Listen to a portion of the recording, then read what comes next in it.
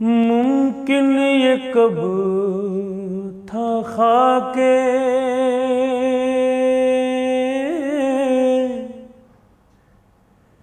شفا کے بغیر بھی،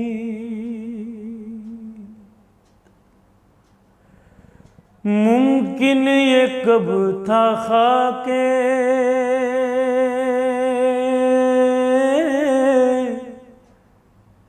شفا کے بغیر بھی،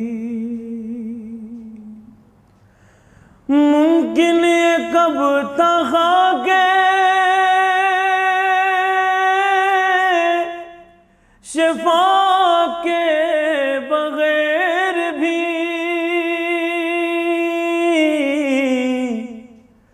ہم کو شفا ملی ہے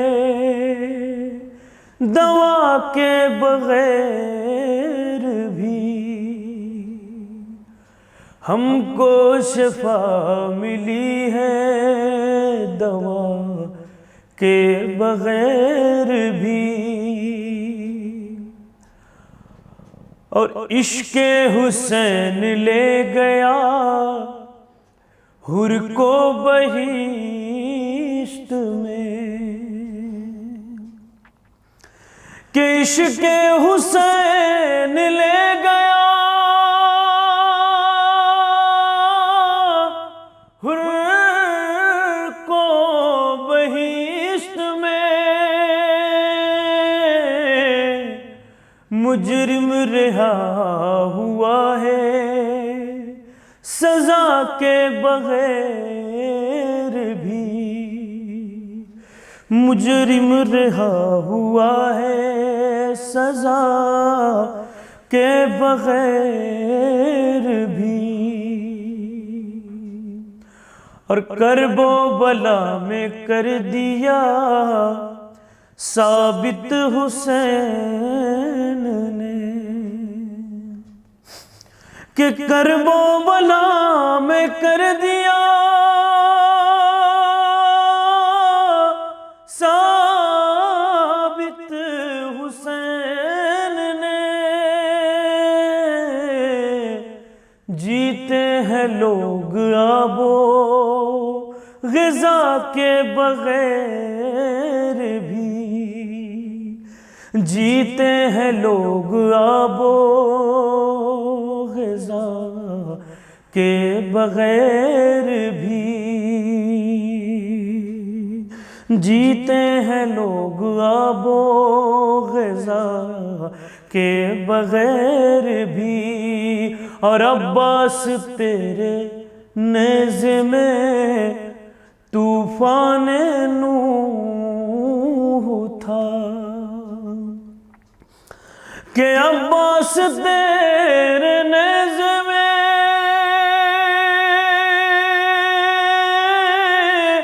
طوفان نوح تھا، سر اڑ رہے تھے رن میں ہوا کے بغیر بھی، سر اڑ رہے تھے رن میں ہوا کے بغیر بھی، اور اس منقبت کا آخری شعر کہ سر اڑ رہے تھے رن میں ہوا کے بغیر بھی، بے پردہ جس کو شام میں لائے ہو شامیوں، وہ ملکہ حیا ہے ردا کے بغیر بھی، وہ ملکہ حیا ہے ردا کے بغیر بھی۔ لا حول ولا قوة الا باللہ العلی العظیم۔ حسبنا اللہ ونعم الوکیل، نعم المولا ونعم النصیر۔ بسم اللہ الرحمن الرحیم۔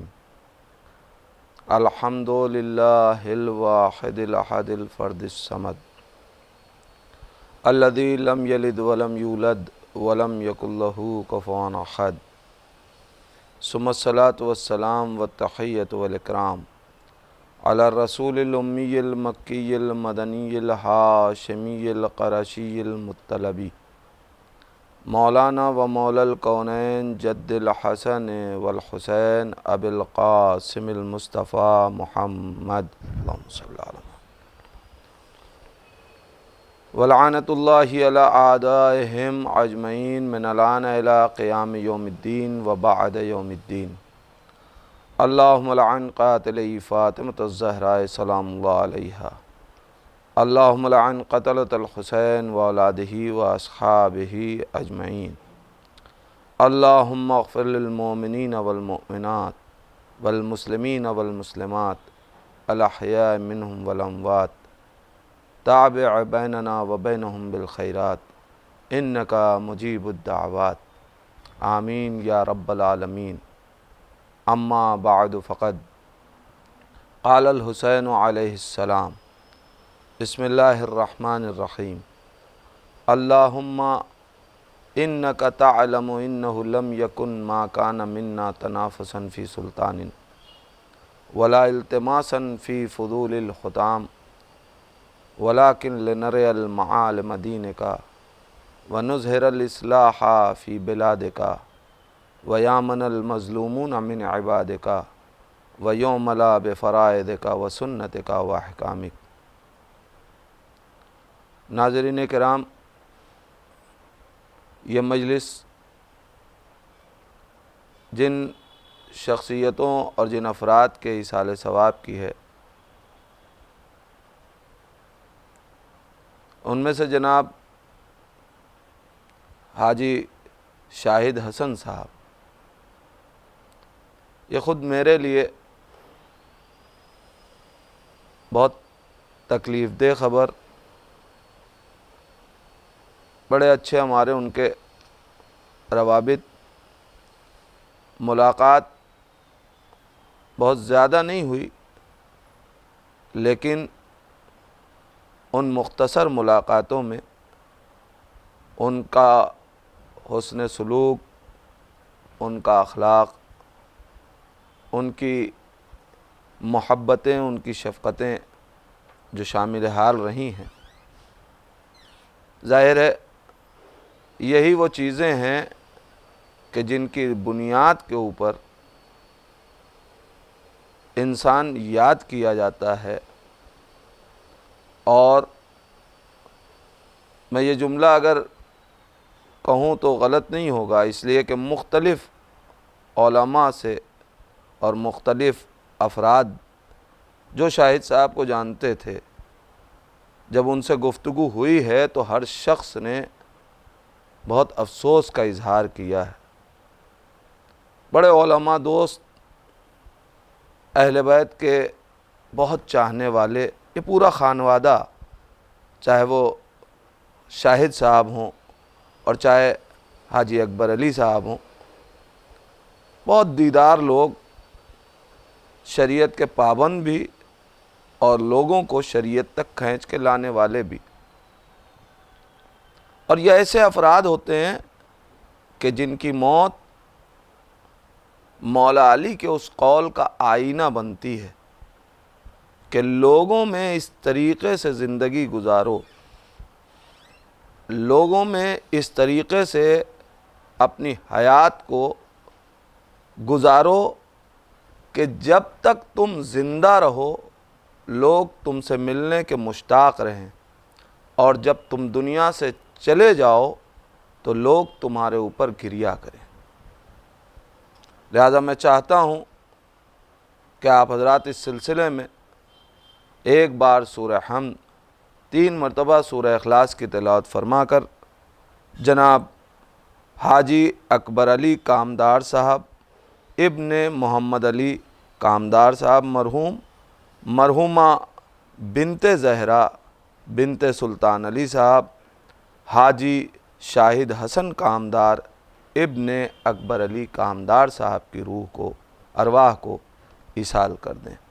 بسم اللہ الرحمن الرحیم الحمد للہ رب العالمین الرحمن الرحیم مالک یوم الدین ایاک نعبد و ایاک نستعین اہدنا الصراط المستقیم صراط الذین انعمت علیہم غیر المغضوب علیہم ولا الضالین بسم اللہ الرحمن الرحیم قل هو اللہ احد اللہ الصمد لم یلد ولم یولد ولم یکن لہ کفوا احد بسم اللہ الرحمن الرحیم قل هو اللہ احد اللہ الصمد لم یلد ولم یولد ولم یکن لہ کفوا احد بسم اللہ الرحمن الرحیم قل هو اللہ احد اللہ الصمد لم یلد ولم یولد ولم یکن لہ کفوا احد اللہم صلی علی محمد وآل محمد اللہم صلی علی محمد وآل محمد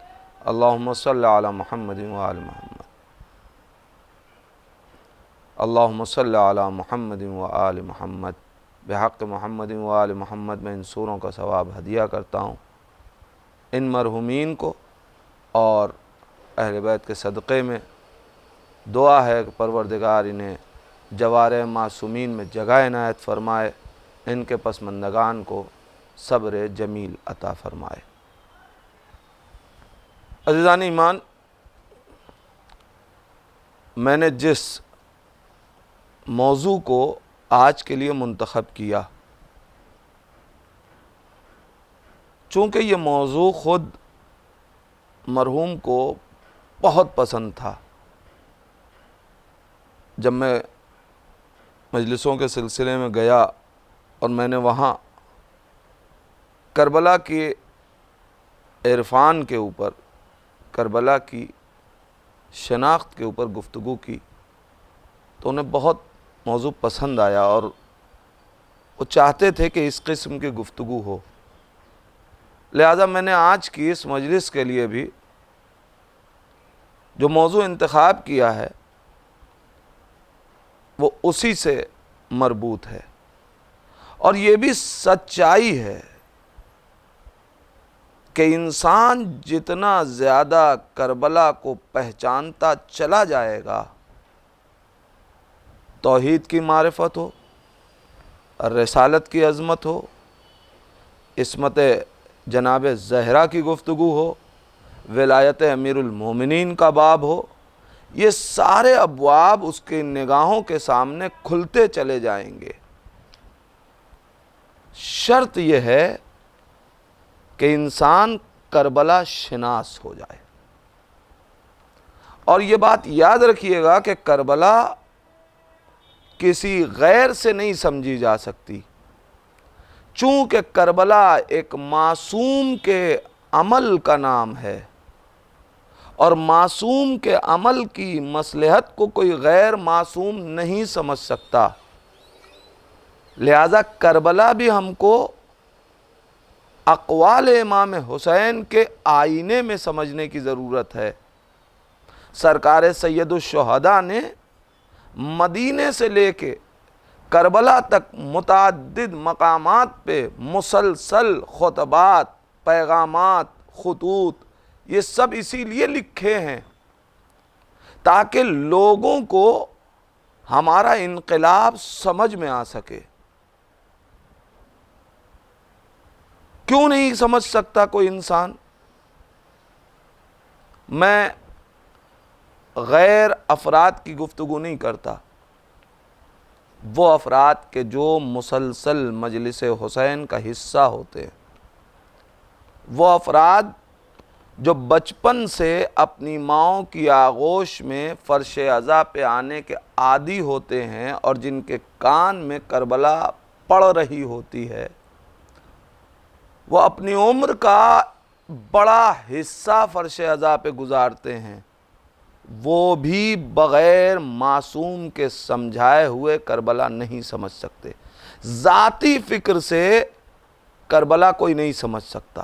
دلیل دے رہا ہوں، آج 1400 برس گزر گئے، اسی فرش عزا پہ بیٹھ کے اپنی پوری زندگی صرف کر دینے والا عزادار بھی ذہن میں یہ سوال رکھتا ہے کہ امام حسین علیہ السلام نے غازی عباس کو مقتل میں جانے کے لیے تلوار کیوں نہ دی؟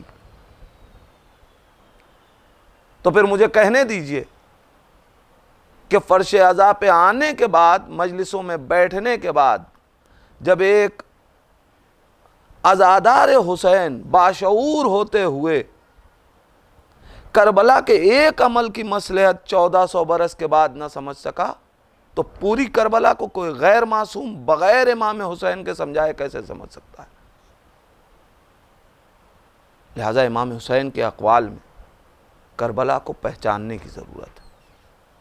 سرکار سید الشہداء اعلان کر رہے ہیں، اللہم انک تعلم انہ لم یکن ما کان منا تنافسا فی سلطان ولا التماسا فی فضول الحطام۔ اے پروردگار، تو گواہ ہے کہ حسین نے کربلا حکومت کی لالچ میں نہیں بنائی ہے، بلکہ حسین کو تو حکومت سے رغبت بھی نہیں ہے۔ پھر حسین کربلا کیوں بنا رہے ہیں؟ وَلَٰكِن لِنَرِيَ الْمَعَالِمَ دِينِكَ، ہم نے کربلا اس لیے بنائی تاکہ تیرے دین کی قدروں کو بلند کیا جائے۔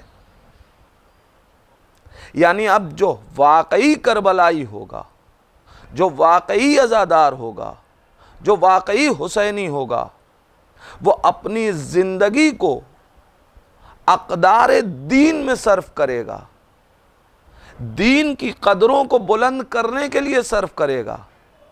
اور آج جس مرد مومن کی، جس عزادار کی مجلس برپا کی جا رہی ہے، وہ امام حسین کے اس قول کو اس نے اپنے کردار کے اندر رکھا تھا کہ جس طریقے سے سرکار سید الشہداء نے کربلا بنائی تھی دین کی قدروں کو بلند کرنے کے لیے، اسی طریقے سے ہمارے شاہد بھائی، ان کے والد، ان کا خانوادہ، مسلسل جو لوگ بھلائی سے تعلق رکھتے ہیں یا جو گئے ہیں وہاں، وہ یہ جانتے ہیں کہ چاہے وہ امام بارگاہیں ہوں، چاہے وہ مسجد ہو، چاہے وہ نماز کا اہتمام ہو، چاہے عزائے حسین کا اہتمام ہو، جس طریقے سے بڑھ چڑھ کے حصہ لیتے تھے، کس لیے؟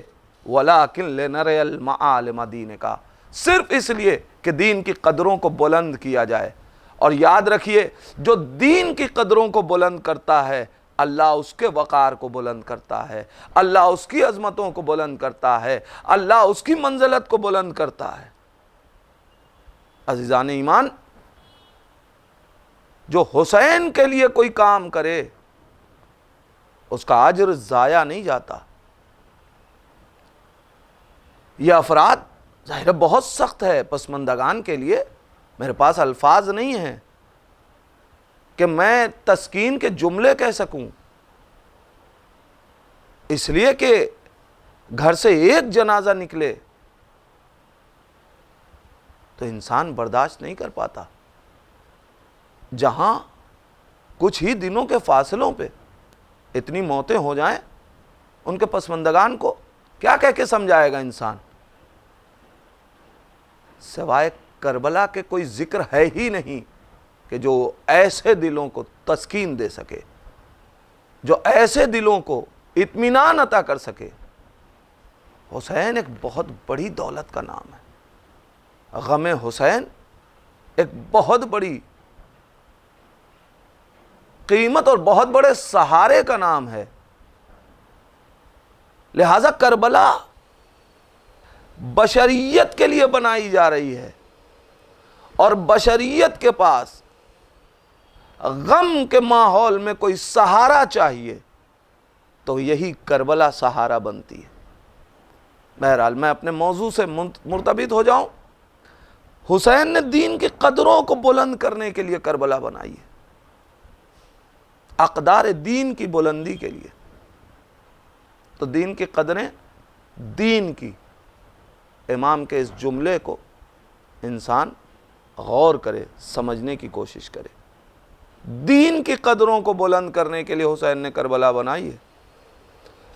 اس کا مطلب دین کی قدر اور دین کی ویلوز کے سامنے کچھ دنیاوی قدریں بھی ہوں گی، کچھ دنیاوی ویلوز بھی ہوں گی۔ جسے دنیا نے قدر سمجھا ہے، جسے دنیا نے کرامت سمجھا ہے، جسے دنیا نے شرف سمجھا ہے، لیکن امام حسین کہہ رہے ہیں پروردگار تو جانتا ہے کہ میں دین کی قدروں کو بلند کرنے کے لیے کربلا بنا رہا ہوں، اور یہ بات طے ہے کہ چونکہ دنیا بے ثبات ہے، دنیا میں ہمیشگی نہیں ہے، لہذا دنیا جو ویلو دیتی ہے، جو قدر دیتی ہے، اس میں بھی ثبات نہیں پایا جاتا، مگر جس چیز کو دین قدر عطا کر دے، چونکہ اس دین کے اندر ثبات پایا جاتا ہے، دین مستحکم ہے، دین کامل ہے، لہذا دین کے دیے ہوئے، دین کی قدر، دین کی دی ہوئی شرافت، دین کی دی ہوئی منزلت، اس کے اندر دوام پایا جاتا ہے۔ میں ایک مثال دوں تاکہ بات واضح ہو جائے۔ اللہ روئے زمین کے اوپر ایک گھر بنا رہا ہے، معمولی پتھروں سے ظاہراً خداوند عالم نے ایک گھر بنایا، اپنے دو معصوم نبیوں کے ہاتھ سے بنوایا، اور اس گھر کو قدر عطا کی۔ اس گھر کے مقابلے میں کائنات نے ایک گھر بنایا۔ اللہ نے جو گھر بنایا،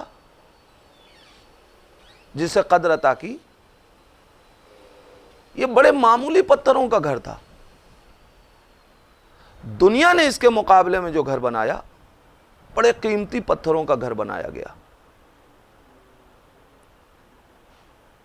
سرخ پتھروں سے زر و جواہرات جڑے ہوئے، اور اب یہ گھر تعمیر کر کے حکم دیا گیا کہ اس گھر کا طواف کیا جائے، اس گھر کو چوما جائے، اس گھر کا بوسہ دیا جائے، مگر کائنات نے اس گھر کی طرف نہیں دیکھا، بلکہ خدا ہی کے اس بنوائے ہوئے گھر کا طواف ہوتا رہا، اس کی عظمتوں کے لوگ قائل رہے۔ یہ جو دنیا نے اللہ کے بنائے ہوئے گھر کے مقابلے میں ایک گھر بنایا تھا، تو دنیا سے اب دیکھا نہ گیا، لہذا دنیا نے یہ طے کیا کہ ہم اس گھر کو گرا دیں، مٹا دیں، ڈھا دیں، ختم کر دیں۔ ایک بات سمجھ میں آئی کہ جب خدا کے بنائے ہوئے کے مقابلے میں دنیا کسی کو بناتی ہے اور اسے عزت نہیں ملتی، تو دنیا کا یہ دستور ہے کہ پھر اسے ختم کرنے لگتا ہے جسے خدا نے بنایا ہے، اسے مٹانے کی کوشش کرتا ہے جسے خدا نے بنایا ہے۔ اور ابرہہ ایک بہت بڑا لشکر لے کر کے خانہ کعبہ کو ڈھانے کے لیے آ گیا، ہاتھیوں پہ سوار ہو کے آیا، اللہ کے گھر کو مسمار کرنے کے لیے۔ اللہ نے کیا کیا؟ معمولی سا جانور، اتنا چھوٹا جانور کہ ہمارے ہاتھوں میں آ جائے، ابرہہ لے کے آ رہا ہے ہاتھیوں کو۔ ہاتھی کتنا طاقتور ہے کہ بڑی بڑی آندھیاں جس درخت کو نہ اکھاڑ سکیں، اسے ہاتھی اکھاڑ کے پھینک دیتا ہے۔ اس کے مقابلے میں اللہ کیا بھیج رہا ہے؟ ابابیل، چھوٹا سا جانور جس کو ہم آپ گوریا کہتے ہیں، اس جانور کو اس کے مقابلے میں بھیج دیا، اور اب یہی جانور پتھر بن کے بھی نہیں گر رہا ہے، بلکہ اس کی منقار میں چھوٹی چھوٹی کنکریاں ہیں کہ جو ہاتھیوں پہ وہ گرا رہی ہیں، اور ہاتھیوں کا حال یہ ہے کہ کاسف معقول، ایسا ہو رہا ہے جیسے چبایا ہوا بھوسا۔ میرا سوال یہ ہے کہ پروردگار، تجھے ہاتھیوں کے مقابلے میں ایک لشکر بھیجنا تھا، تو کیا تو ہاتھیوں کا لشکر نہیں بھیج سکتا تھا؟ یہ چھوٹی چھوٹی گوریوں کا، چڑیوں کا لشکر تو نے کیوں بھیجا؟ قدرت آواز دے گی، یہی سمجھانے کے لیے کہ یاد رکھنا، اگر میں ہاتھیوں کے مقابلے میں ہاتھی بھیج دیتا تو دنیا یہ سمجھتی کہ ہاتھی کی طاقت نے ہاتھی کو ختم کر دیا، ہاتھی کی طاقت نے ہاتھی کو مار ڈالا۔ میں نے ہاتھیوں کے مقابلے میں چھوٹے چھوٹے جانور کو بھیج کے بتایا کہ یاد رکھنا، اللہ چاہے اور اللہ ساتھ ہو تو تم کتنے ہی کمزور رہو لیکن بڑی بڑی طاقتوں پہ غالب آ جاتے ہو۔ اگر میں ہاتھی کو بھیجتا تو دنیا یہ سمجھتی کہ ہاتھی کی طاقت نے مارا، میں نے اس چھوٹے چھوٹے جانور کو بھیج کے بتایا کہ یاد رکھنا، ابرہہ ہاتھی کی طاقت سے نہیں مرا ہے بلکہ خدائی قدرت سے اور طاقت سے مرا ہے۔ کیوں؟ اس لیے کہ اسے ڈھانے کے لیے آیا تھا جسے اللہ نے عزت عطا کی ہے، جسے اللہ نے کرامت عطا کی ہے، جسے اللہ نے مکرمت عطا کی ہے، جسے اللہ نے فضیلت عطا کی ہے، جسے اللہ نے شرف عطا کیا ہے۔ لہذا کعبہ کل بھی تھا، آج بھی ہے، قیامت تک باعزت رہے گا، لیکن جس کو ڈھانے کے لیے یا جو کعبہ اس کعبے کے مقابلے میں بنایا گیا تھا، صرف تاریخ کے صفحات کا حصہ بن کے رہ گیا، آج اس کا کوئی عکس بھی موجود نہیں ہے۔ اب میں دنیا سے یہی کہنا چاہتا ہوں کہ قرآن حفظ کرتے ہو تو آیتوں کا پیغام سمجھا کرو، سوروں کے افادیت سے واقف ہو۔ اگر دنیا ان سوروں کے پیغامات کو سمجھ لیتی، ان آیتوں کے مفاہیم کے ساتھ ان کے پیغامات کو درک کر لیتی، تو دنیا سمجھ جاتی کہ جب کعبے کے مقابلے میں جھوٹا کعبہ بنانے پہ عزت نہ ملی اسے، تو پھر مولود کعبہ کے مقابلے میں کسی کو لانے سے عزت کیسے مل جائے گی۔ حسین مظلوم نے اسی قدر کی حفاظت کی ہے، چونکہ اللہ نے قدر عطا کی، کعبے کو رسول نے قدر عطا کی، مدینے کو۔ لہذا امام حسین علیہ السلام نے ان اقدار کی حفاظت کے لیے کربلا بنائی، کہ میں قدروں کی حفاظت کے لیے کربلا بنا رہا ہوں۔ اب آپ ذرا محسوس کریں، کربلا کے مقتل میں اقدار کی حفاظت کس طریقے سے ہو رہی ہے، ویلوز کی حفاظت کس طریقے سے ہو رہی ہے۔ میں بہت چیزیں اس سلسلے میں تھی، میں چھوڑ رہا ہوں اس لیے کہ دامن وقت میں گنجائش نہیں ہے۔ اس مرحلے کی طرف ڈائریکٹ آ رہا ہوں کہ حسین نے کربلا میں جو قدروں کی جنگ لڑی ہے وہ کس طریقے سے۔ کربلا میں صرف حسین کا سر مانگا گیا تھا، خون کا پیاسا ظالم حسین کا تھا، مگر امام حسین کربلا میں تنہا ہے؟ نہیں، علی اکبر کو ساتھ لائے، علی اصغر کو ساتھ لائے، بی بی زینب کو ساتھ لائے، جناب قاسم کو ساتھ لائے، بی بی سکینہ کو ساتھ لائے۔ کیوں؟ وجہ یہ ہے کہ یہ سب قدروں کے سپاہی ہیں اور یہ جنگ قدر کی ہے، جہاں تمام تر قدریں اللہ نے عطا کی ہیں، وہیں کچھ رشتے ہیں جنہوں اللہ نے قدر عطا کی ہے۔ جیسے بھائی کا بھائی سے رشتہ، بیٹے کا باپ سے رشتہ، بیٹے کا ماں سے رشتہ، اولاد کا ماں باپ سے رشتہ، پالنے والے کا رشتہ، یہ سب رشتے ہیں نا، اور ان کو اللہ نے قدر عطا کی ہے۔ جو بھائی ہے وہ دوست نہیں ہے، جو دوست اور بھائی ہیں وہ باپ نہیں ہے، اس کی الگ عظمت ہے۔ بھائی ہی کا باپ چچا ہے مگر وہ عظمت نہیں رکھتا کہ جو باپ رکھتا ہے۔ ان سارے رشتوں کو حسین کربلا کیوں لائے؟ اس لیے کہ حسین کہہ کے گئے میں تیری قدروں کی حفاظت کے لیے نکل رہا ہوں، تو رشتوں میں بھی جن کو تو نے قدر عطا کی ہے میں ان رشتوں کو لے کے جاؤں گا، تبھی تو ان کی قدر سمجھا پاؤں گا۔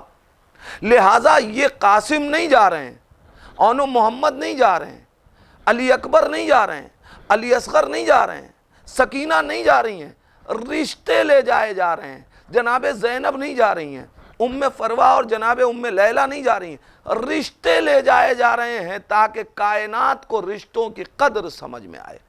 اور اب اس رخ سے ذرا سا کربلا کو دیکھیے، میں صرف 2-3 مثالیں پیش کر کے بات مکمل کر رہا ہوں۔ کربلا میں ماں کی قدر کو سمجھنا ہے تو دیکھیے حسین نے کس طریقے سے ماں کی قدر کو کربلا میں بیان کیا۔ جس وقت جناب علی اکبر کا مقابلہ ایک پہلوان سے ہوا ہے، فضہ کو بلایا کہا، فضہ جاؤ لیلا سے کہو کہ علی اکبر کے حق میں دعا کرے۔ امام خود معصوم ہیں، ولی ہیں جناب علی اکبر کے، امام حسین کی دعا کیا رائے گاہ ہو جائے گی؟ ارے کیسے مان لے گا انسان؟ ارے جس حسین کی دعا نے راہب کو 7 بیٹے عطا کر دیے، اس حسین کی دعا خود اپنے بیٹے کے حق میں رائے گاہ ہوگی؟ تو حسین خود دعا کر لیتے، حسین آواز دیں گے میں دعا کر دیتا، اور دعا مکمل اپنے مرحلے کو ہوتی۔ لیکن کائنات کو کیسے پتا چلتا کہ ماں کی قدر کیا ہے؟ لہذا فضہ سے ایک جملہ کہا کہ جاؤ لیلا سے کہو کہ علی اکبر کے حق میں دعا کرے، اس لیے کہ ماں کی دعا اولاد کے حق میں کارگر ہوتی ہے۔ کربلا کے مقتل میں امام حسین نے جناب لیلا سے دعا نہیں کروائی ہے، بلکہ امام حسین نے ایک ماں کی قدر و منزلت کو کائنات کے سامنے رکھا ہے، اور علی اکبر کے ماننے والے نوجوانوں کو ایک پیغام دیا ہے کہ جوانوں یاد رکھنا، اگر غلام علی اکبر ہو تو اپنی ماؤں کے دعاؤں کے مستحق بننا، ماؤں کی بد دعاؤں کے مستحق نہ بننا۔ کربلا کے مقتل میں جس وقت جناب علی اکبر جا رہے ہیں، اس وقت اجازت کے لیے آ رہے ہیں، بیٹا جاؤ پہلے اپنی پھوپھی اور اپنی ماں سے اجازت لو۔ کیوں جناب زینب سے اجازت؟ امام ہیں، ولی ہیں جناب علی اکبر کے، میدان میں بھیج سکتے ہیں۔ امام اولا بکم من انفسکم کا مصداق ہے، تم سے زیادہ تمہارے نفسوں پہ حاکم ہے، تو امام ہوتے ہوئے کیوں جناب زینب سے اجازت؟ کا اس لیے کہ جناب زینب نے پالا ہے۔ کربلا کے مقتل میں ایک اور قدر سمجھائی جا رہی ہے، صرف ماں کی عظمت نہیں، اگر کسی نے تمہیں پالا ہے تو اس کی بھی قدر ہے۔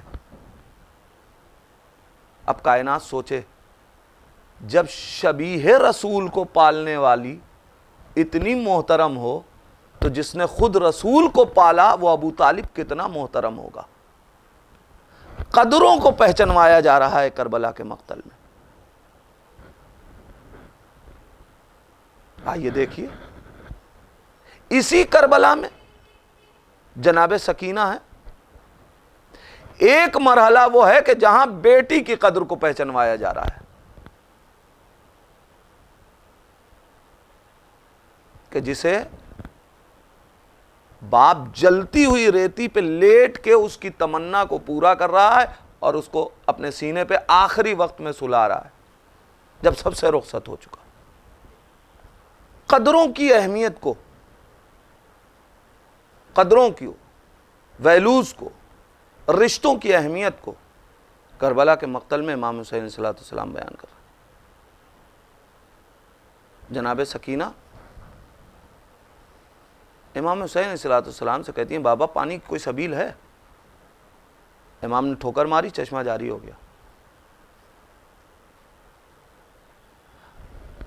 اے بیٹی پانی پی لو اور یا اپنی تشنگی کے ذریعے سے نانا کے دین کی حفاظت کر لو۔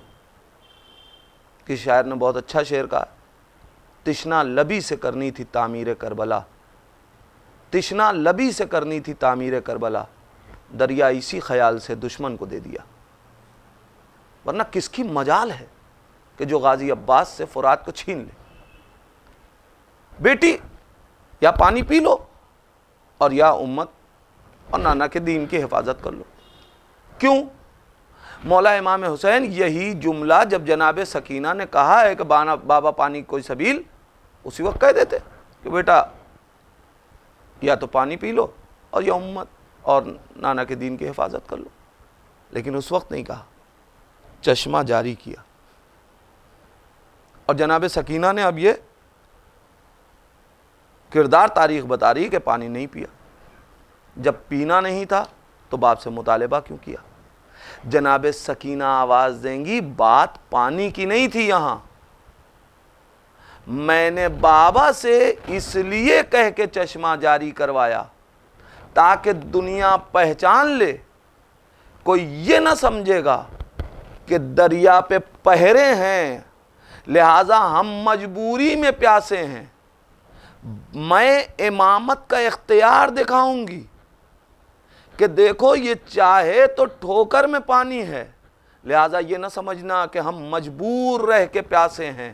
ہم صاحب اختیار ہو کے پیاسے ہیں, اس لیے کہ اسی تشنگی سے آج دین کو سیرابی عطا کرنی ہے. اور اب امام حسین نے چشمہ جاری کرنے کے بعد سکینہ سے کہا کہ دین بچا لو یا پیاس بجھا لو. اور اب جناب سکینہ نہیں پیتی. آقا جب یہی جملہ پہلے کہہ دیتے چشمہ جاری کرنے کی کیا ضرورت تھی؟ اس لیے کہ کسی پیاسے کے سامنے پانی آ جائے تو پیاس اور بھڑک جاتی ہے. حسین آواز دیں گے, میں ایسے ہی کہہ دیتا تو دنیا یہ کہتی کہ پانی تھا ہی نہیں تو باپ کہتا کیا, پانی تھا ہی نہیں تو بچی پیتی کیا.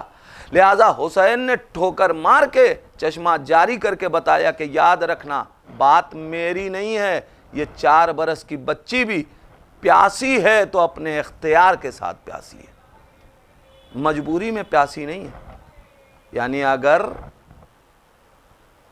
اگر غازی عباس نے فرات پہ جا کے پانی نہیں پیا تو یہ نہ سمجھنا کہ صرف عباس کل وفا ہیں اس بنیاد پہ, نہیں, بلکہ چونکہ تشنگی سے آج دین کو سیرابی عطا کی جائے گی. عزیزان ایمان, یہ جناب سکینہ یہ قدروں کی کتنی جنگ لڑی ہیں. کربلا کے بعد یہی جناب سکینہ ہے, شمر سے پانی مانگ رہی ہیں, شمر مجھے پانی پلا دے. آئیں پھوپھی سے اجازت مانگی جس وقت شمر اپنے لشکر کو پانی پلا رہا تھا. واقعہ آپ کا سنا ہوا ہے, میں ایک نتیجہ دینا چاہتا ہوں. پھوپھی اماں میں شمر سے پانی مانگ لوں؟ بیٹی مانگ لو. کس سے جناب سکینہ پانی مانگ رہی ہیں؟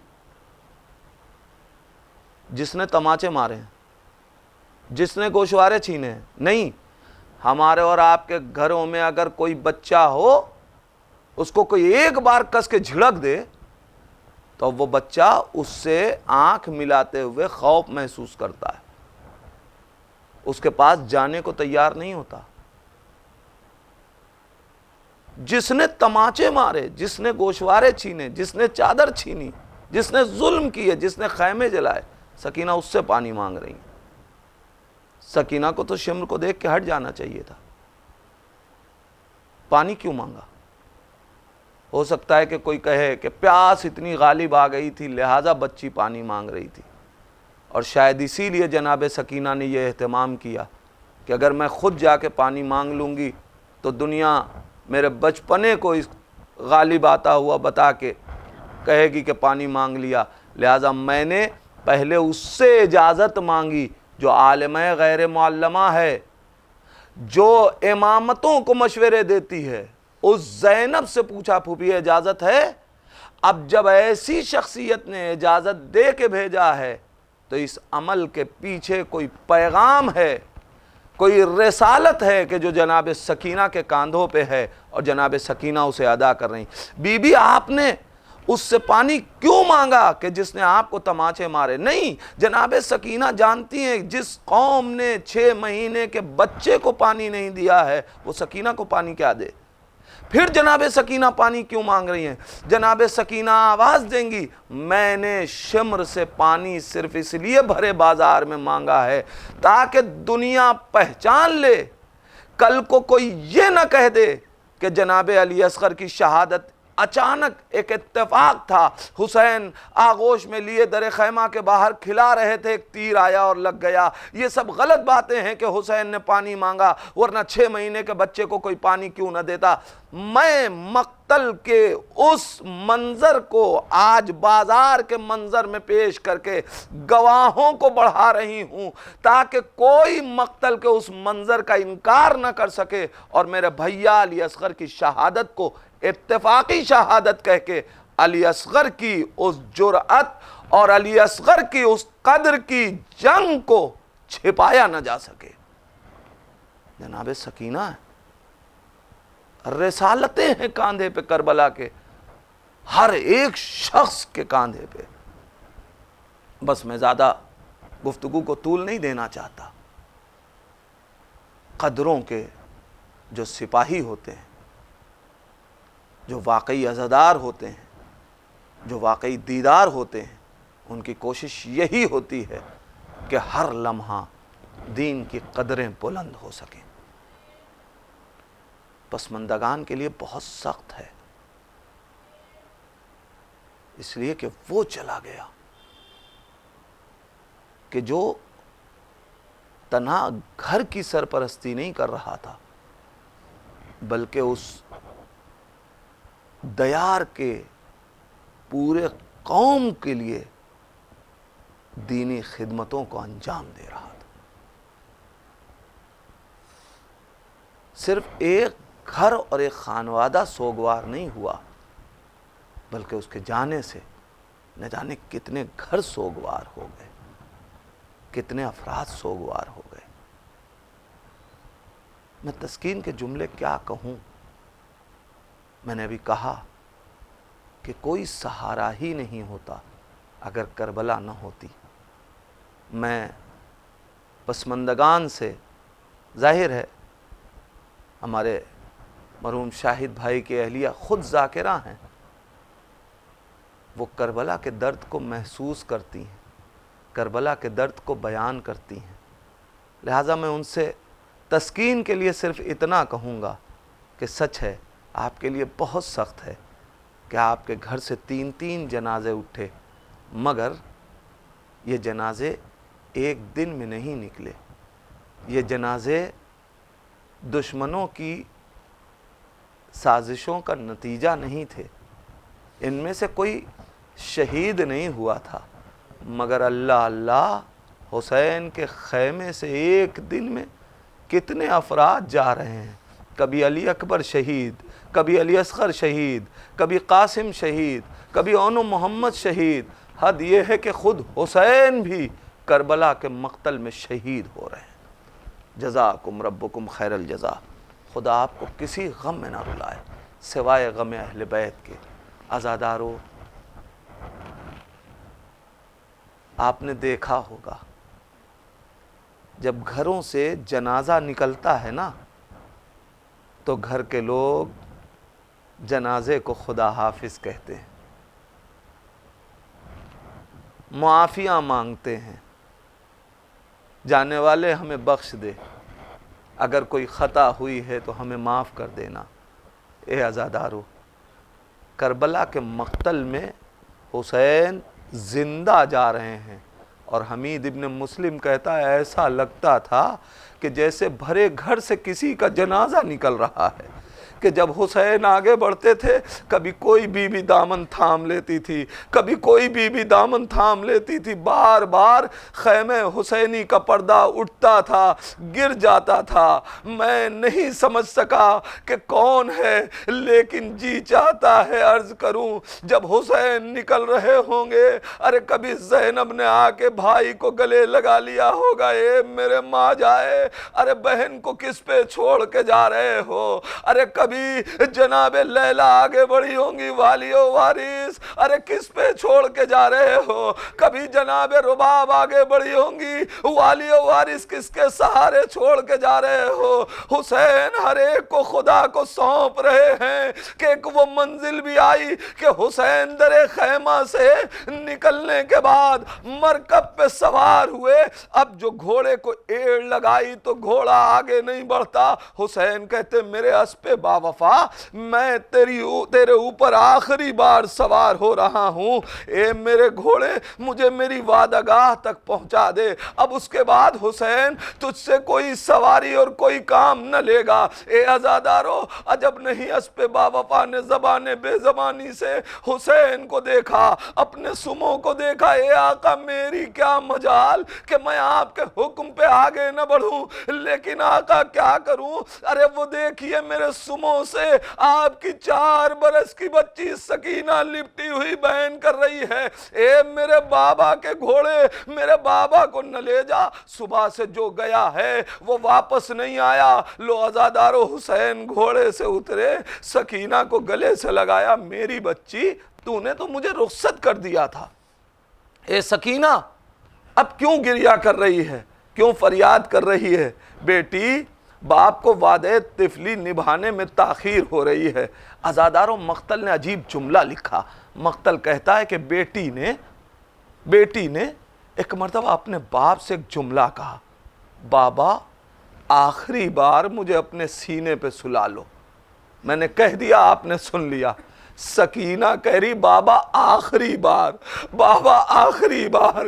اے عزادارو، ارے حسین کی غربت کا احساس کرو، ارے عجب نہیں حسین رونے لگے ہوں، اے میری بچی ارے تجھے بھی احساس ہو گیا کہ اب حسین کا سینہ میسر نہ ہوگا، اب تیرا بابا تجھ سے دوبارہ ملاقات نہ کر سکے گا، اے میرے بابا مجھے آخری بار سینے پہ سلا لو۔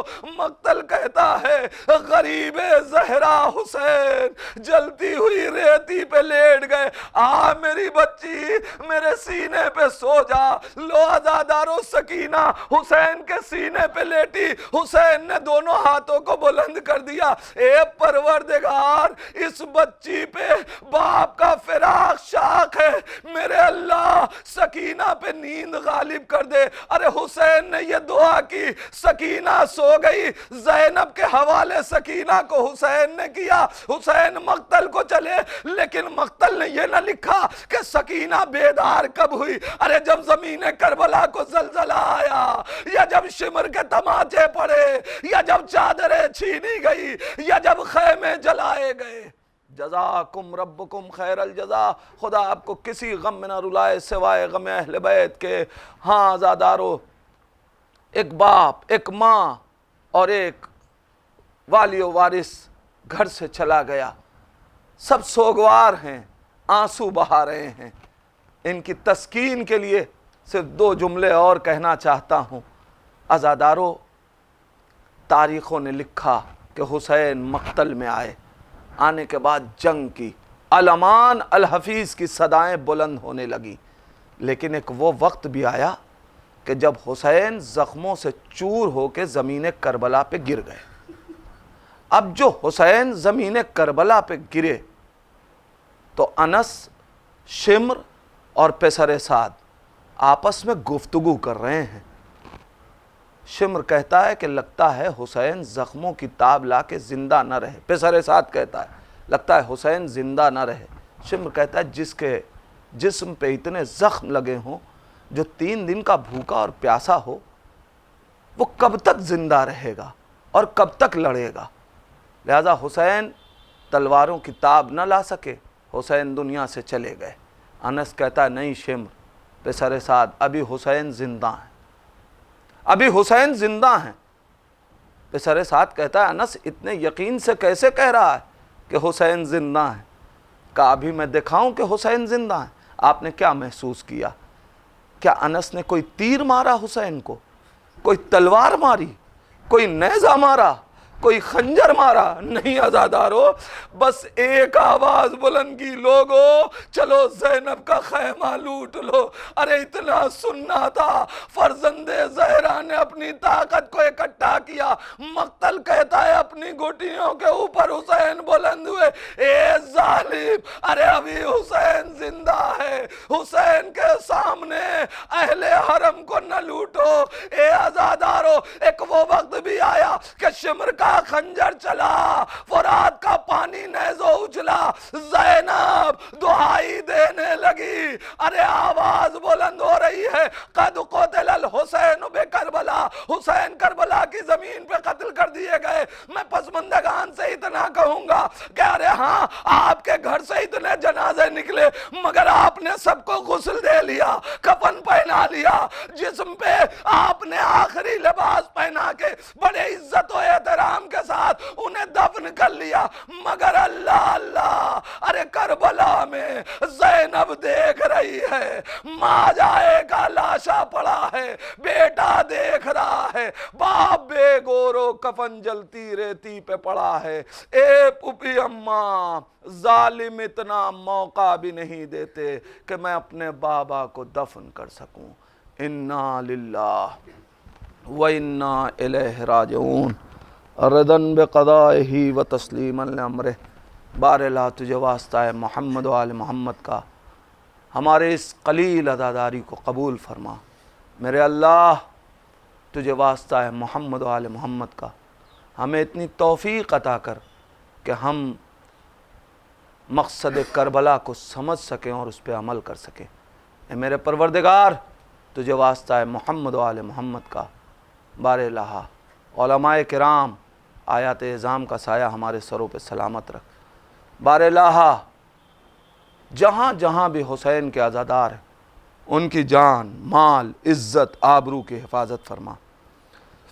جو مومنین مریض ہیں اس کرونا جیسی وبا سے دو چار ہیں، پروردگار ان سب کو شفائے کامل و عاجل عطا فرما، خصوصاً ذاکر اہل بیت اہلیہ جناب شاہد حسن صاحب، پروردگار انہیں صحت کاملہ عطا فرما تاکہ وہ جلد از جلد منبر رسول سے اہل بیت کے پیغامات کو دوبارہ نشر کر سکیں۔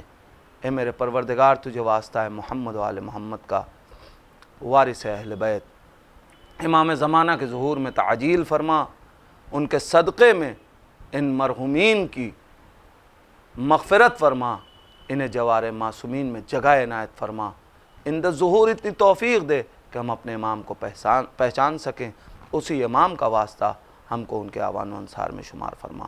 ربنا تقبل منا انکا انت السمیع الدعا۔ آپ حضرات سے پھر گزارش ہے، ایک بار سورہ حمد 3 مرتبہ سورہ اخلاص کی تلاوت فرما کر جناب حاجی اکبر علی کامدار صاحب مرحوم، ابن محمد علی کامدار صاحب مرحوم، مرحومہ بنت زہرا بنت سلطان علی صاحب، حاجی شاہد حسن کامدار صاحب مرحوم، ابن علی اکبر کامدار صاحب مرحوم کی روح کو ایصال کر دیں۔ اللہم صلی علی محمد۔